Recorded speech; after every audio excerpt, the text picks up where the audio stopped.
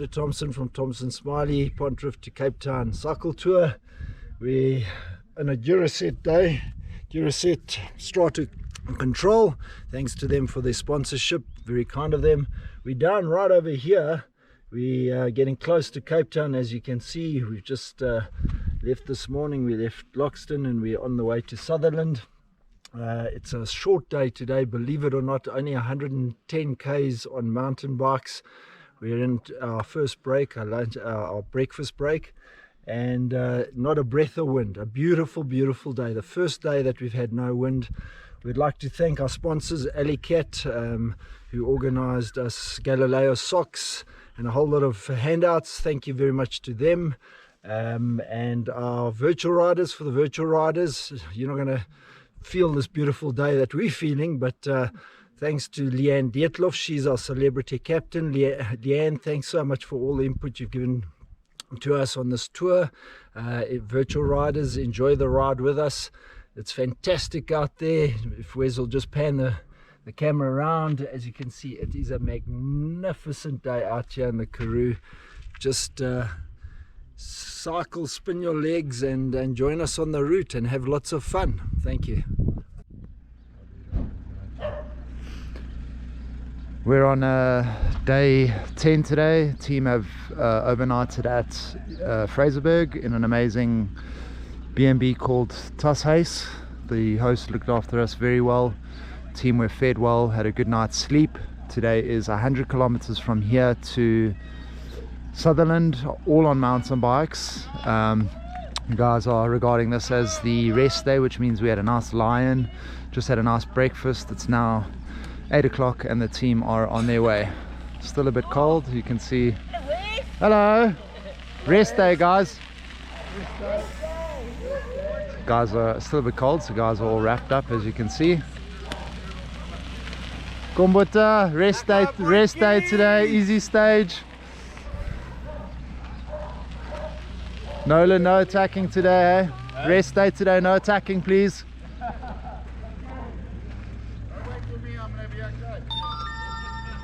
Nice, Pete. Thank you. Let's go, Teresa. Last but not least. Always last.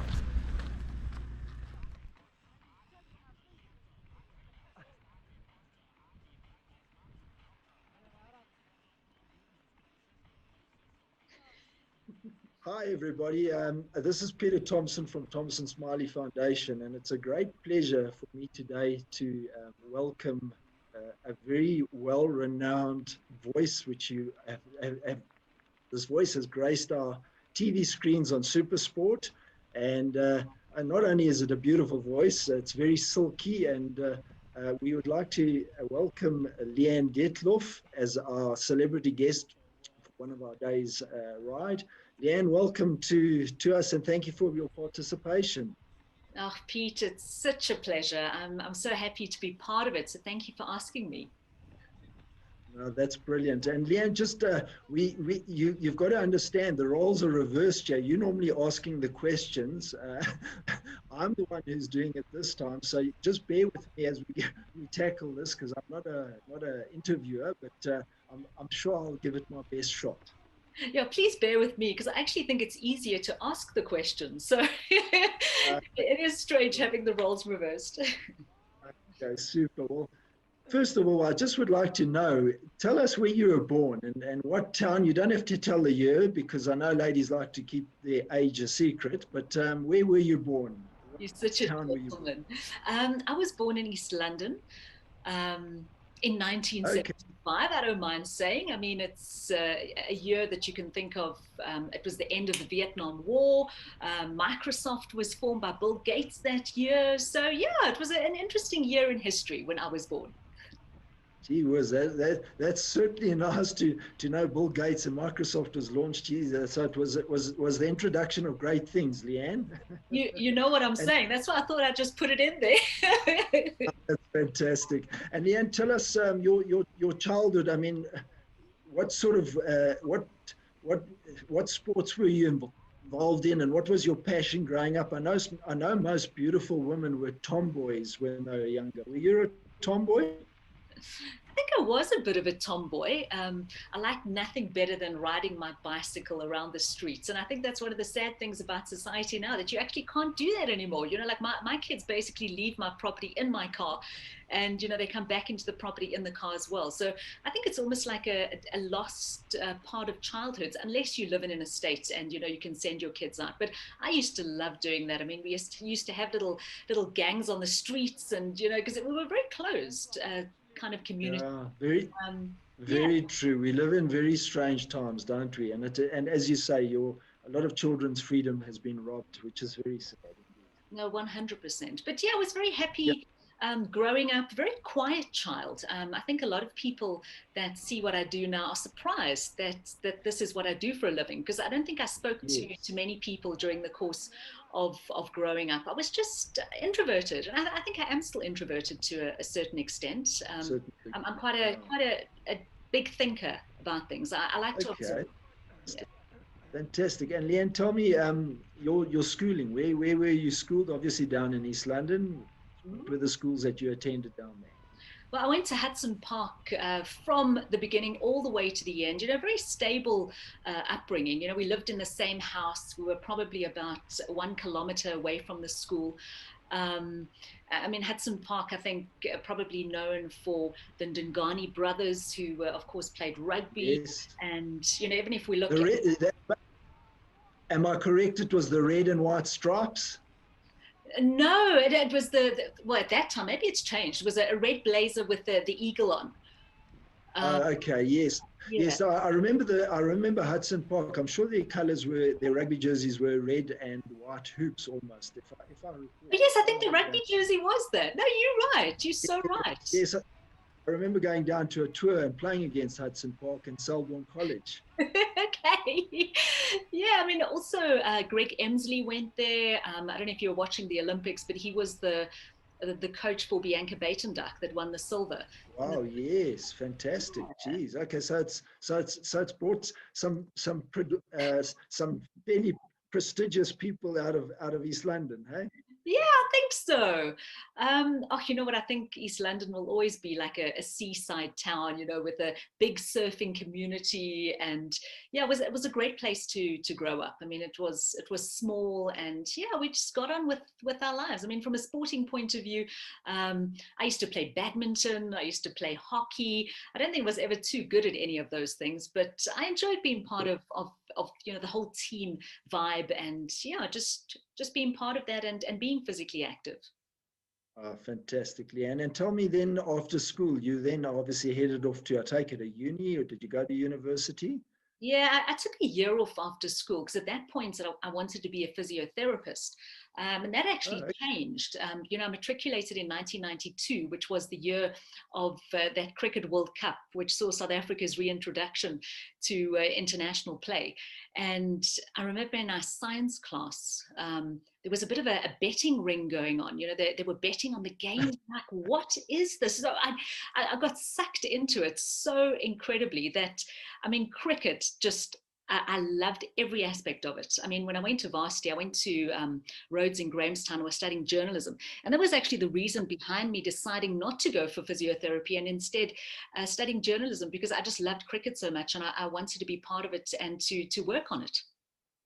Wow, that's interesting. So that obviously led you into obviously where you ended up going into the broadcasting environment, I take it, and obviously your journalism background was a perfect fit, I take it was.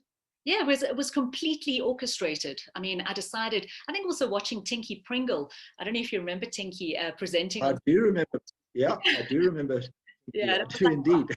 yeah, girls could do this too. So that was my plan. So I studied journalism, and I actually went on to do my honors degree in HMS of all things, because I just thought Okay. journalism, the sporty side of it. So I mean, I actually really, really enjoyed that. I joined RMR when I was at varsity, which was Rhodes Music Radio, and yeah, Okay. that was really the part where I realized, wow, you can actually do this, because, you know, I think there's doubts for anybody, you know, during the course of their Yes. journey, like, am I cut out for this? And I think Yes. I realized And then that, yeah, this was it. that, well, I tell you what, you chose wisely because it's fantastic watching you on the screens, and you do the profession great justice. Let me tell Oh, you. thanks, Leanne, Pete. what I wanted to ask you was, just tell us a bit about the different dynamics of recordings versus live, because the pressures must be totally different in a recording that obviously you can take 37, 38, 59, 99, I suppose, but live is totally different, hey? Yeah, I love live. It's scary. And, with the whole COVID situation, a good year or so passed that I actually wasn't on camera. And then when the Yes. Olympics rolled around, all of a sudden we're like back and you get that like 2 minutes to air. Okay, coming to you in 10, 9, 8. And I could feel my palms literally. I was sweating like a wild savage. I was, can I still remember how to do this?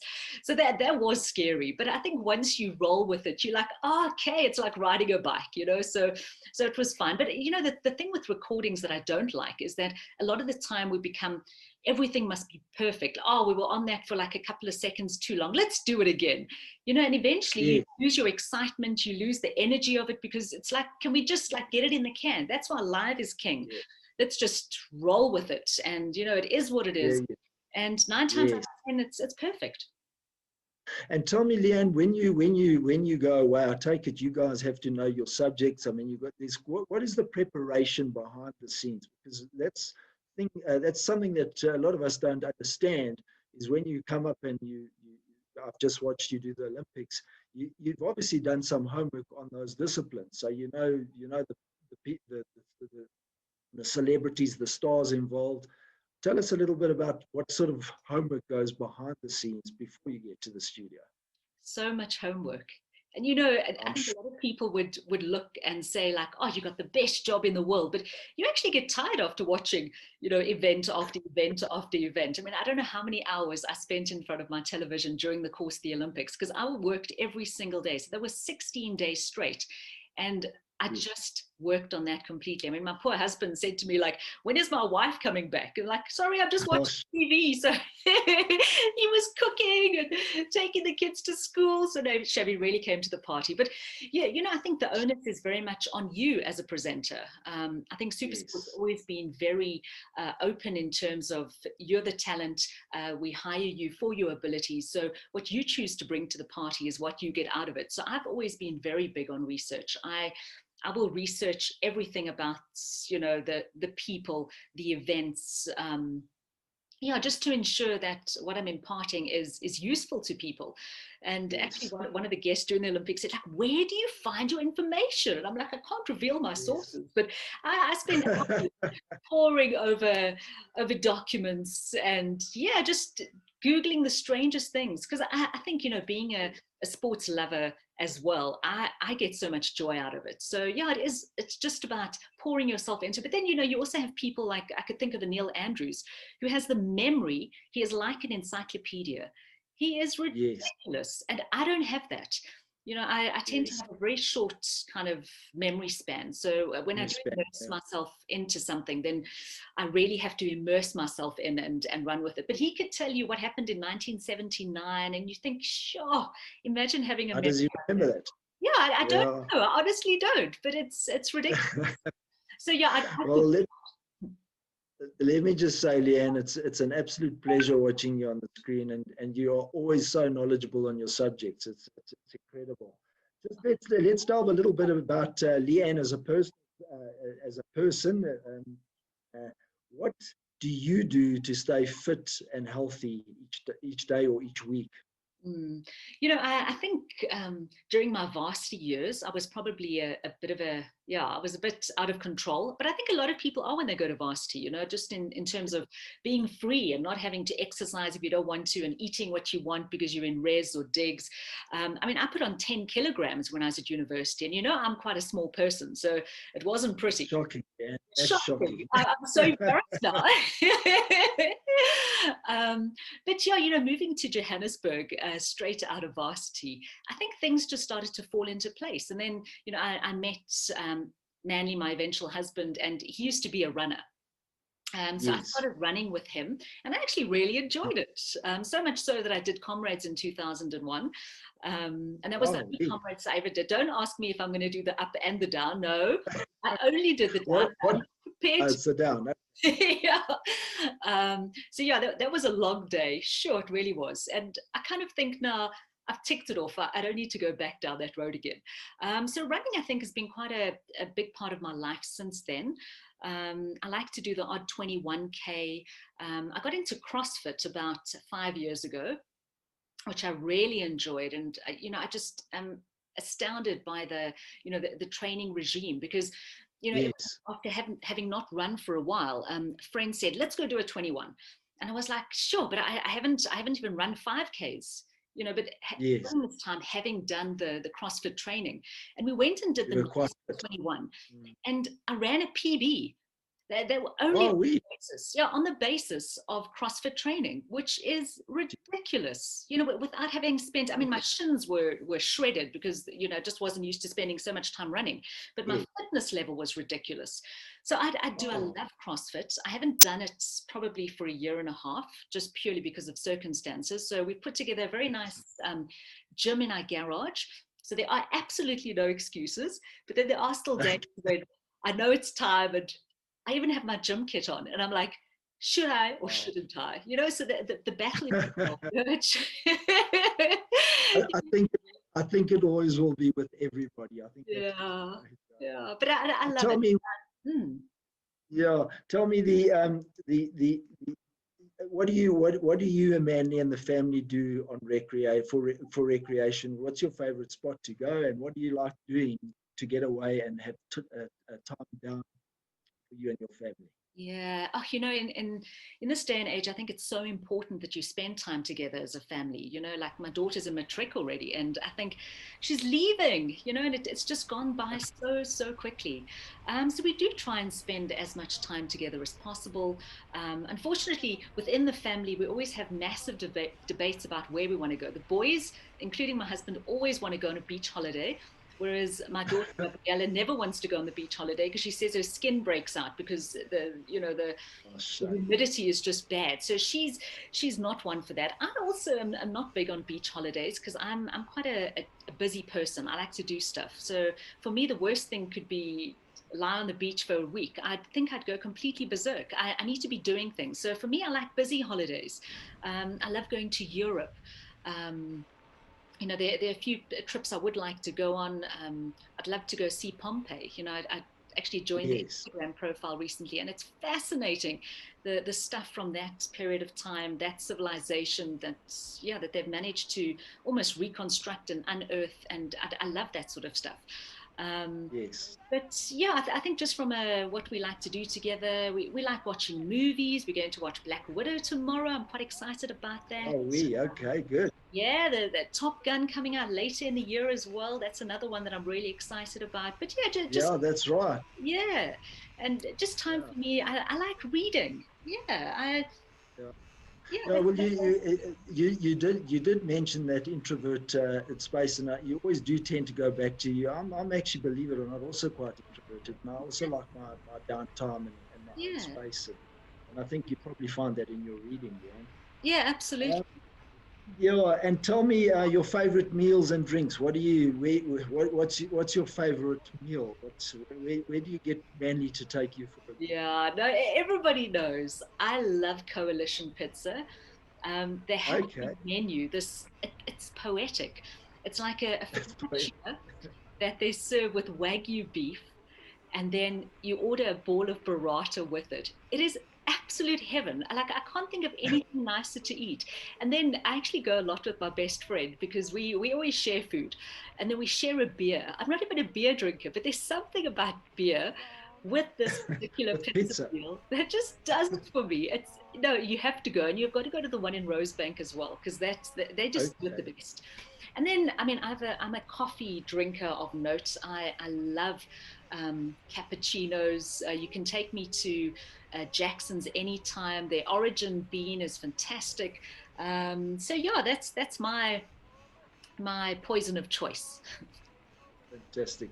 And Leanne, just thank you for this and your involvement in the Thompson Smiley. We obviously, as you're aware, are educating two young girls down at Fish Hoek High School. Um, and obviously, how important do you see education for the future of this country? Pete, it's something that's so close to my heart because I just think education is the yardstick for society. You know, there's so many aspects of it. You know, the growth of society. You know, you develop problem solving skills. It's about improving the economy. And I think also, you know, if you've worked hard, if you've gained an education and you've managed to make something of your life, buying your house, you know, you are then invested in it. You know, you want it to be beautiful. Absolutely. You want the neighborhood to be beautiful, you know, so it's so much for just improving a country. You know, I just think Yeah. when you have more, you want to help other people as well. So I think it just gets bigger and bigger, and it just rolls and becomes this monster. So if we can, Yeah. you know, just sort out the education issues we have in this country, I mean, we can really be a great nation. Yeah, you very nicely put, Leanne, and we call it the ripple effect. It's a little making a small difference, but how it goes, that ripple affects whole communities and people's lives thereafter. So you're very true.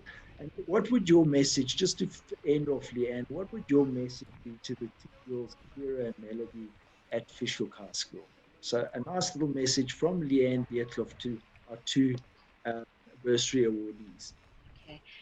Kira and Melody, I am so excited for both of you. I understand exactly where you are. I got a bursary to go study, and I think if I hadn't received that bursary, that my life would be very different now. It's such an opportunity for you. Grab it with both hands. I feel like, you know, you've got the key in your hand. It's been given to you, and what you choose to do with it and how you go forward from here on in. It's your destiny is in your hand. You are the author of your own story, and I wish you both of you the very best of luck, and I'm just so excited to be part of your journey. I look forward to hearing your story in the years to come. Leanne, thank you. That is so beautiful. And thank you so much for being part and parcel of this and doing the interviews for us. We are truly blessed that you've committed time to this, and we thank you from the bottom of our hearts. Thank you Thanks, so Leanne. much for having me as part of this. It's really been an honor and a privilege. Thank you. Thank you.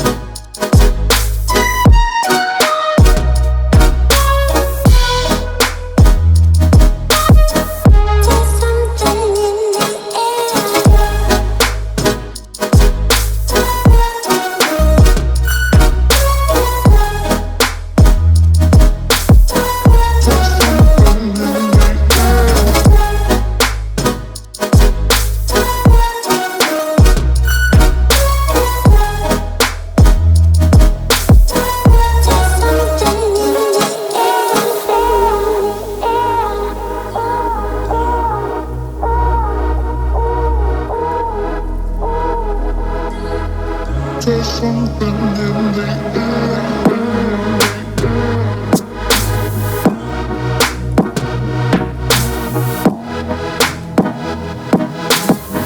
There's something in the air.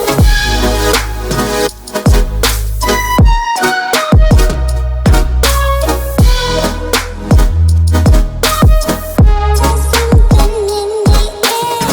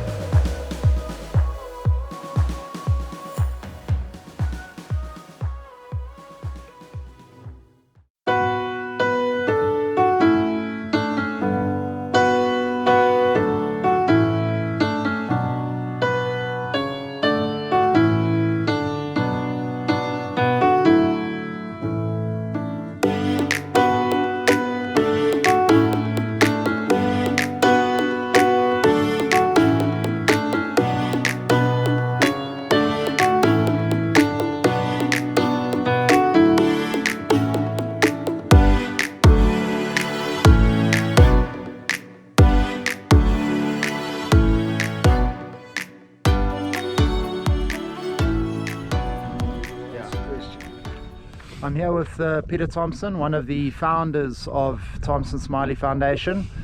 Pete, we are on day 11. How are you finding it so far? What's the highlight been of the tour so far? Well, Wes, I think the highlight's been the participation of the riders. Their spirit's been up. There's been some hard days, very hard days. Today's the first day that there's no real wind, although I do feel it picking up a little bit now. It's been very, very tough going. But the highlight's been the guys' spirits and their attitude towards the tour. It's been fantastic. And obviously seeing our countryside, sitting in the saddle of a bicycle is a true privilege. So that's been a highlight for us as well. Brilliant. And obviously you've been going now for 10 days, coming up to 2,000 kilometers. Everyone's been working well. How do you find the team dynamic? The team dynamic's good. I think there are one or two guys who are really tired, but I mean everybody's tired. I mean when you've ridden this far, everybody's tired, and everybody's anxious and looking forward to getting to Cape Town. We do have a slight problem in Bainscliff. It's closed, so we've had to reroute, but those are the little challenges that you get along the way. So good. So far, so good. Excellent. And obviously you're privileged enough to do the real thing. We have the virtual tour starting on the 18th of September. What would you say, if you could say one thing to the virtual riders? Guys, you've got to do this. Speak to your friends who are registered for it. You've got to go and see this. This is a magnificent way to see footage of our beautiful country, because it is a beautiful country.